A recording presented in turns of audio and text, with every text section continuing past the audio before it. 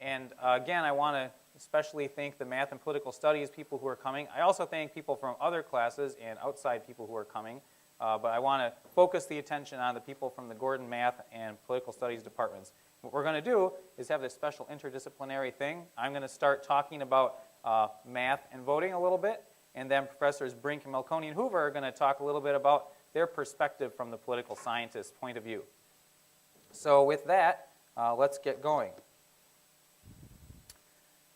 So at this point, we have 3 major candidates left, right? And we don't really just pick our favorite one. We do something a little more complicated than that. And what I'm going to do is look at a couple of plausible scenarios and have that be an introduction to the craziness of voting methods. So fairly plausible scenarios. Hopefully that'll work out pretty well for us. So first I have to point out, we're going to simplify things very greatly. Extreme simplification. But that's okay, as you'll see. For instance, we're going to totally ignore things about party rules and things like that. Going to completely ignore all that. So the first thing that happens, as you know, is that Obama and Clinton are facing off. And presumably fairly soon this is going to be resolved. But that's the first thing we do. So you could think of it as we're choosing between Clinton and Obama first as a society.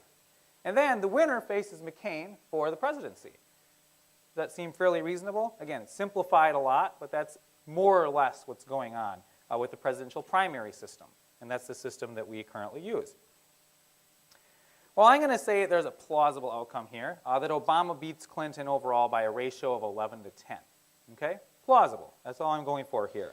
They're not talking about reality specifically. We'll find out what connection it has to reality in just a second. So let's say that Obama beats Clinton. I would say that it's equally plausible then that McCain beats Obama in the general election by a similar ratio of 11 to 10. Okay? Just coming up with some numbers, but it seems like something that's definitely a possibility in our primary system. So that using our primary system, Obama beats Clinton, and then McCain beats Obama, right? General election. Well, couldn't we have a different primary system, an alternate primary system, where maybe instead of taking the Democratic contenders first, maybe we take the more seasoned candidates first, people who have been in the Senate longer or something like that. It's not the current rules, but there's way more outlandish categories that are used in elections all over the world. Things by ethnic group, by age, by all kinds of different things. So this is a possible alternate primary system. It's even really used in real elections. Well, in that case, the winner of a McCain-Clinton matchup would be facing Obama at the end. Okay? Just think with me on that. Well, let's say maybe Clinton beats McCain 11 to 10. Right? We haven't said how they do in a head-to-head matchup yet. Maybe Clinton is slightly preferred to McCain by an 11 to 10 ratio. By the way, I am assuming the same voters here. I'm not saying that all of a sudden everybody changes their mind and then we have some other system. I'm saying everybody has exactly the same ideas about who they like and don't like. And then we just change the system. We first go Clinton-McCain, and then we go to Obama. The only change. And we already know that Obama beats Clinton, right? So the winner changes by using a different system. Interesting. Should switching the candidates, the order the candidates are considered in, should that really change the outcome? It's not hard to characterize that more rigorously, by the way. I can say that. I can say it a little better. You know, it seems familiar. It just doesn't seem as fair as an election could possibly be. Like ideally, you'd get the same winner every single time, even if you did something kooky like putting the older candidates off first and then putting them against the younger candidate. Well, mathematicians say that this system violates neutrality. Neutrality is the idea that switching candidates around shouldn't matter. And in the core class, the math of voting and choice, we would be able to characterize this more rigorously within a week. Okay? This is not a hard thing to do mathematically, regardless of your mathematical background. And the idea is just switching candidates around shouldn't matter. That's neutrality. Well, here comes a little more math. What we do is we construct a nice little matrix of some preferences or a profile. We call this the profile for an election. And I've tried to be extremely explicit here. We have 6 total people who like Obama best. And you can see that 4 of those people, well, they like Obama best and they like McCain least. And then Clinton is their middle choice. Okay? And then you'd have 2 who like Obama best and McCain second with Clinton third. And then so on. You can see there's 7 total Clinton favorite voters. There's 8 total McCain favorite voters. Does everybody understand what this diagram is representing? And I know those who've seen the faculty forum last year will be familiar with this. Anybody have a question about that? Because if you don't get this, then we shouldn't go on. Okay. So that seems reasonable, right? That's something that's possible. Now, some of you might say that this is actually far-fetched, that 13 people prefer Obama and Clinton as their first choice and only 8 McCain. That doesn't seem to jive with polling. Okay, it's a little far-fetched. But think about the Clinton-Perot-Bush election, those of you who were alive then. Or think about if there had been a Bloomberg candidacy. Okay, Michael Bloomberg, mayor of New York, that could have produced something like this, where you have fairly evenly split 3 ways in the general public. Okay? So everybody gets that, and everybody believes that even if this isn't really what's going on today, that it's at least plausible for some presidential election. Yeah? Raise your hand if you say that, yes, this is okay. Sweet. All right. So let's just impose neutrality. Let's do a runoff instead. It's very easy for me to impose neutrality. All I have to do is just have everybody run at once. And then there's no favoritism against who gets to go first against each other. So you have all 3 run at once, and then you just have a runoff among the top 2 vote getters. Okay, this is something that's done a lot in a lot of different countries. In fact, in Zimbabwe right now, there's the possibility that there would be a runoff among the candidates. So if you do this, now the previous slide, who had the most votes? Most first place votes. Anybody? How many people remember the last slide? McCain, okay, and who had the second most? There's a little bit of anxiety here. Okay, so was it Clinton or was it Obama? It was Clinton, right? It was 6 Obama, 7 Clinton, 8 McCain. So McCain and Clinton make the runoff. If you read the slide that's up now, you could have guessed that it was Clinton, of course. So since Clinton beats McCain 11-10, we already know that. Now she's the next president. Wait a minute. We used 3 methods, and they're not weird methods. And we got a different winner from each method using exactly the same voter preferences, right? That's what a profile is. The profile just says that's what the voters want. So I say this is an ideal situation to harness the explanatory power of mathematics. This is exactly the kind of place where you say there's something weird going on. We need to systematically think it out. We need to take things apart. We need to put them back together. And mathematics excels at that. And this is really what the math of voting is about. The math of voting is not about polling.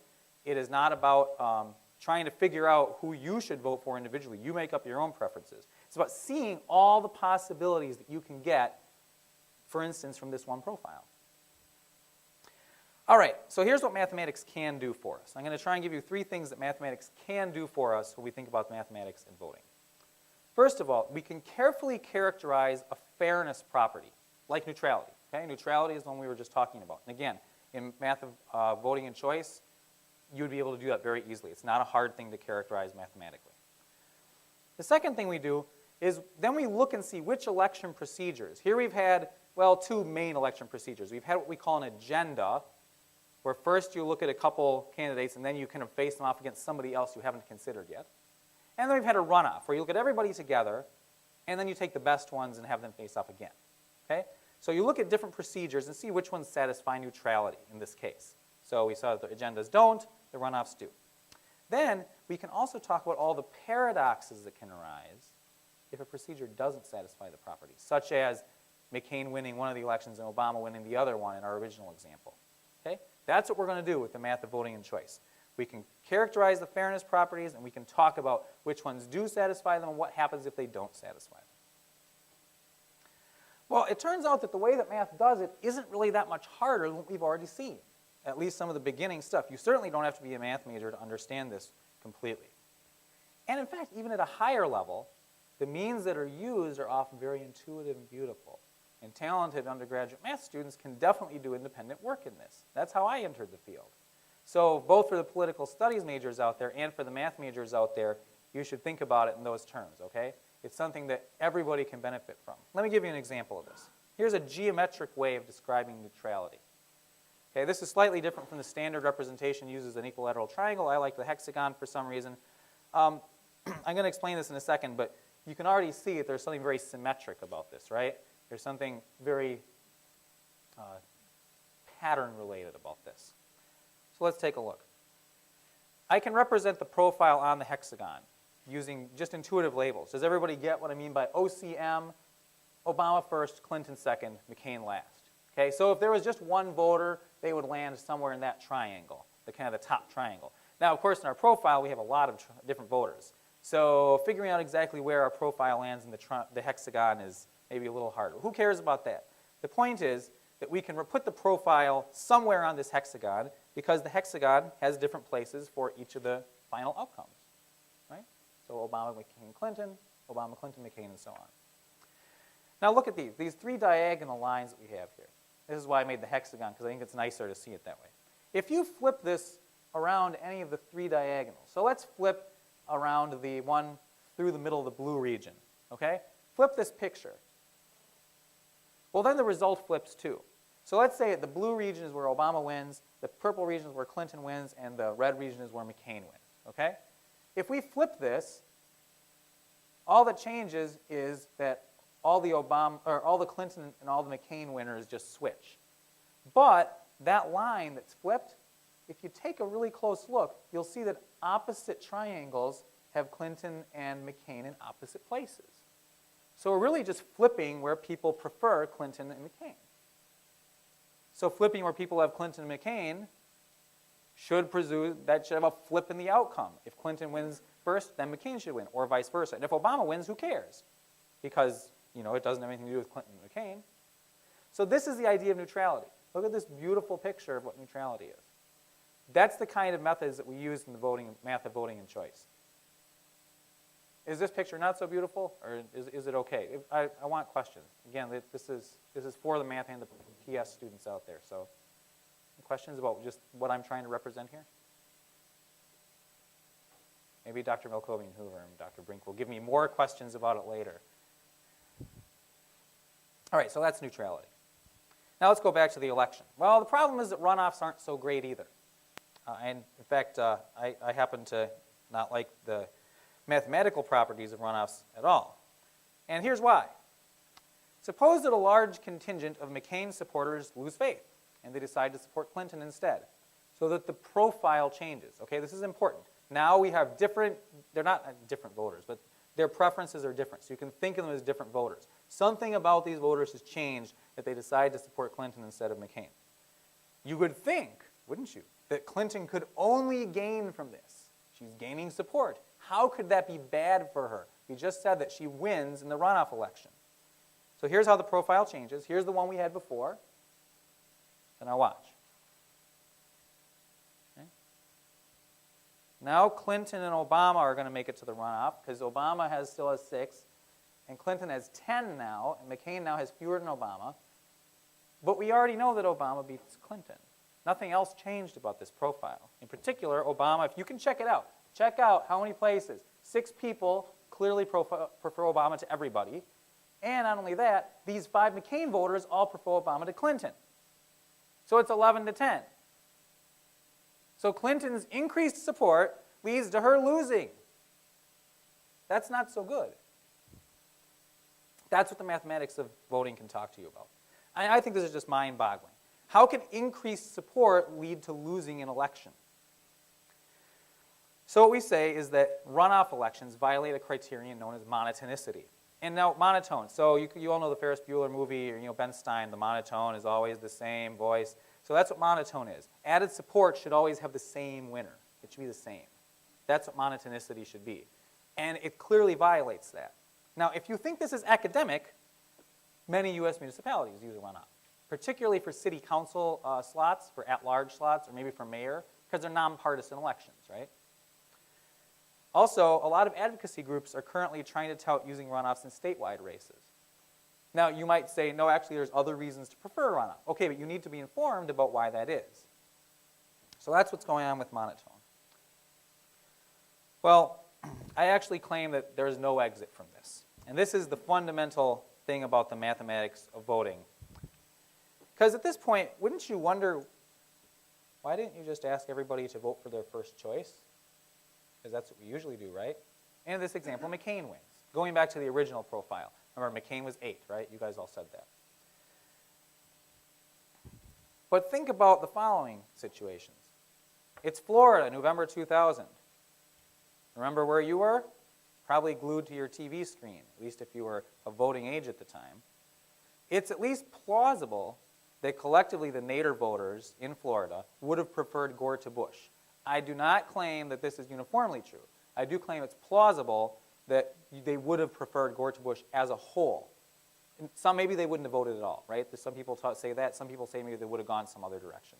But let's say it's plausible that would have happened. In that case, the Nader voters who decided to vote for Nader and not for Gore cost Gore the presidency, very clearly. Would have been far outweighed any hanging chads. Far outweighed, because there are only like 500 vote difference, right? There were tens of thousands of Nader voters. What about the less controversial example? Perot, 1992. Nobody really knows who lost more votes to Perot. There's people who think they know, pretty reliably, but we really don't know for sure how many of those people wouldn't have showed up at all. My own home state example is, of course, the Jesse Ventura governor winning, but that's more obscure to East Coasters. So, but if you know about that, it's pretty funny. So, Perot, Florida, November 2000. It's clear that even in the normal plurality vote that we use, there's problematic mathematics. We have weird contradictions that don't seem to do what the people want, whatever that is. And it turns out that, as in mathematics, we always have a theorem for something. Actually, we don't always have a theorem. A lot of times we don't. We want to know what's going to happen. But thankfully, we have a theorem in this case. There is no voting method that avoids all fairness paradoxes. Not one. Not even one. And in fact, Kenneth Arrow won a Nobel Prize for this. So this is the real deal. Now, you might think that this is bad news, but on the last slide, I'm going to tell you why it's not. Here's the exact things that you can't fulfill at the same time. Any voter can cast any ballot. That seems pretty reasonable, doesn't it? Voting for someone must help them. Seems like a reasonable thing. This one's a little bit more contradictory, and because this talk isn't about this, I'm not going to do this, but people have written whole books on this. Adding a candidate to the mix should not affect the relative positions of other candidates. This is what happened with Nader. If you think, we don't really know for sure, if you think that Gore would have beat Bush if it was just head-to-head in the Florida 2000 vote, in theory, it shouldn't have mattered if you stuck Nader in. This is some kind of fairness assumption. Okay? Now, you could disagree with that as a fairness assumption, but many people, including many prominent political scientists, would say this is a very standard fairness condition. This is something that should be true. Sticking another person in should not change the order of the two candidates, because then, of course, Gore lost to Bush. This is the most controversial of them, but it's definitely one that many people think should be true. Okay, this one I think we can all agree on. Any candidate can win the election. A fair election would have that. Sorry, the last one's not controversial. There shouldn't be a dictator. I think we can all agree on that one. So those are the 5 things, and the proof is a little tedious, but it's actually very accessible to a good logical thinker, such as in the math of voting and choice, which I'm continually advertising here. So the point is, we have this horrible theorem that says, oh, there's no fair voting method. Okay? And we've talked about a few of the voting methods that we use today and what their properties might be. But here's the good news. It's actually good news that mathematics can't find a procedure everyone can agree on. Maybe we don't want to agree on everything in a democracy. In particular, math can't do it for us. There's no way that we can do that.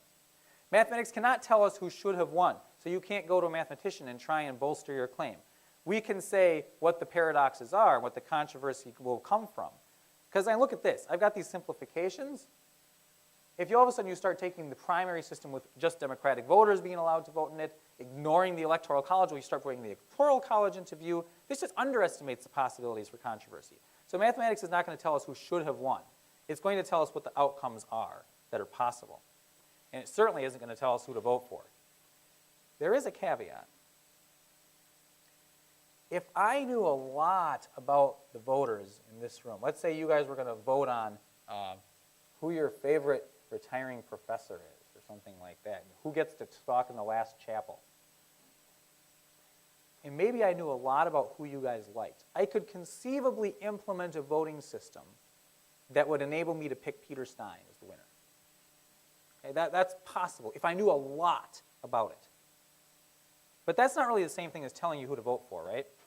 That's just saying that if I know a lot about you, I can figure something out. So mathematics does not tell us who to vote for. It doesn't tell us who should have won. And it doesn't tell us what procedure to use. Here's what it does do. As a society, we can decide which of these different criteria are the most important to us. Is it neutrality? Is it monotonicity? Is it some other criterion? Which one, like the non-dictatorship criterion? Which one is most important to us? We have some powerful mathematical tools that we can use to analyze those criteria and what their implications are. So that's good news. We have a powerful tool. And this is something that sometimes people disagree with. This is very true. None of the criteria benefits any particular ideology. Nobody's going to come up with a mathematical criterion that says, people who like the big dig should win or something like that. That's not a mathematical criterion, okay? All these criteria are going to cut both ways for every single candidate. Just because right now they seem to favor one particular party or another particular party does not mean in the future it won't change around. So we can choose the criteria we liked based on what we think fairness is. That's really important. And I think that these tools help to demystify the political realm a little bit for ordinary voters. Now you might say, well, we're putting math into it. That's not demystifying it, but it is. Because we're taking apart things and saying, here are all the things that happened. Here's what happened in Florida in 2000. Okay, it wasn't just about hanging chads. So now what I'm going to do is turn it over to the real experts. And I thank you guys for your attention to the PowerPoint. And we'll go over and talk to Drs. Brink, Malconey, and Hoover about the excitement of the voting of math. So I'll leave the PowerPoint up in case we want to refer back to one of the slides. But at this time, I think